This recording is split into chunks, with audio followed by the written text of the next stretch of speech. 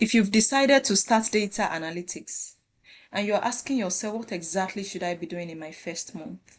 This video is for you. And I want you to stay with me for a few minutes because we are going to approach this in a clear, week by week and practical way. So it's not going to be general and it's not going to be vague. I'm going to walk you through what weeks 1, 2, 3, and 4 should look like. So you are not guessing or jumping randomly between tools. And in my last video, we talked about why so many beginners feel confused, and this is not because they are incapable, but because they lack structure. I also shared 4 key things that really matter if you want to succeed in data analytics. So in this video, we are taking the next step. I want to show you what your first 30 days should actually look like. Calm, structured, and doable. One thing I've noticed from working with beginners is the pressure to rush. You feel like you need to touch every tool. You need to understand everything immediately and somehow look job ready within weeks. And that pressure alone is enough to make people to quit even before they get started. So before we go into the weeks, I want to set one expectation. These first 30 days are not for you to become a data analyst, but they are for setting a foundation that won't collapse later. So if you are looking for speed, this may be slow. But if you are looking for progress that lasts, then this is the right approach. So let's start with the first week. In your first week, the most important thing you can do is to resist the urge to jump straight into tools. This is a phase where you need to slow down. Your focus here is understanding and not doing. This is the week where you try to understand the space where you are entering and start asking questions like what data analytics actually is, how data is used in real businesses, what a data analyst really does day to day, and what kinds of problems analysts are solving. And so this is where you begin to see data as a way of answering questions and not just numbers you see on a screen or dashboards you see on a screen or charts you see. You might also find yourself asking, what problem does data actually solve? And what kind of questions analysts help answer? So when you take your time to understand the role and the context, learning tools later stop feeling random and becomes far less intimidating. So this time, you're no longer memorizing tools, but you are learning with purpose. And you also are no longer asking, what should I learn? But you're asking, why am I learning this? That shift alone changes everything. So I want you to think of week 1 as a week for orientation. When people skip this phase, they often spend months learning tools without really understanding why they are learning them. So by the end of week 1, you don't need to feel skilled yet.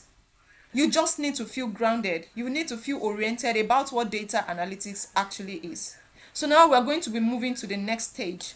Once you've built that initial understanding what data analytics is all about, understanding what data analysts do, and you've been able to ask yourself all these questions, weeks 2 and 3 are where you begin working with Excel or Google Sheets, depending on what you have access to. And at this stage, you're not trying to be an Excel expert. It is not the phase for advanced formulas or dashboards. This is a phase where you learn the basics properly.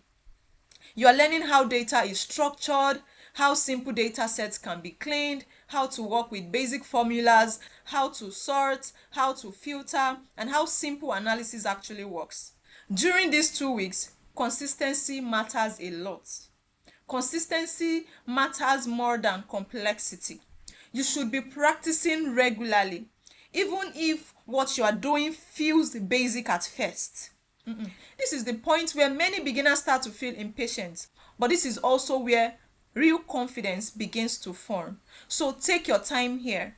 Learning slowly and consistently will serve you far better than rushing into advanced topics you don't fully understand.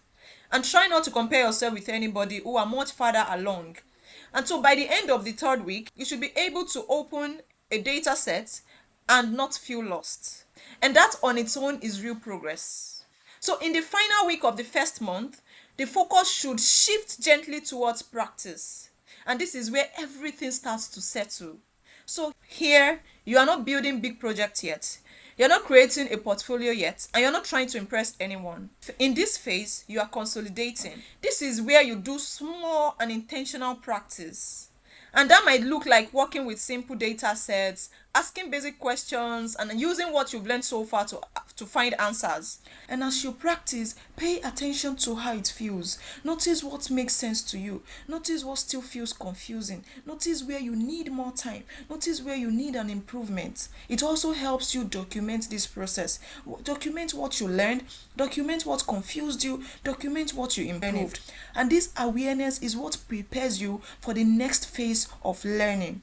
If you are wondering where to get data sets to practice with, you don't need anything complicated. You just need simple data. You can even go on Kaggle, or you can go to ChatGPT and tell it to give you sample data sets that you can work with. It could be data sets like sales data, customer data, or basic spreadsheets from open data sets, and these are more than enough.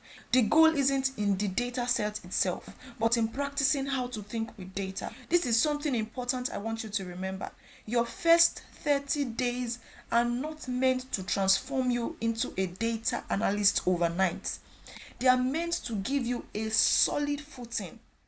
They are meant to help you start in the right direction. And most people don't fail because they lack intelligence. They struggle because they rush. They struggle because they compare themselves to other people. They struggle because they lose confidence too early. The people who succeed in data did not rush the beginning. They allowed themselves time to understand. They allowed themselves time to practice and time to grow gradually. So progress comes from patience and consistency. You have to be patient. You have to be consistent. You don't need to rush things. When you rush things, your foundation may become shaky. If you focus on clarity and consistency instead of speed, you're already ahead of where you think you are. And people who respect this phase tend to last longer and go further. If this week by week breakdown helped you see the beginning more clearly, let me know in the comments which week you're currently in. And if you want more guidance like this, structured, clear, and realistic, you can subscribe. And that's what exactly this channel is for. See you in the next video.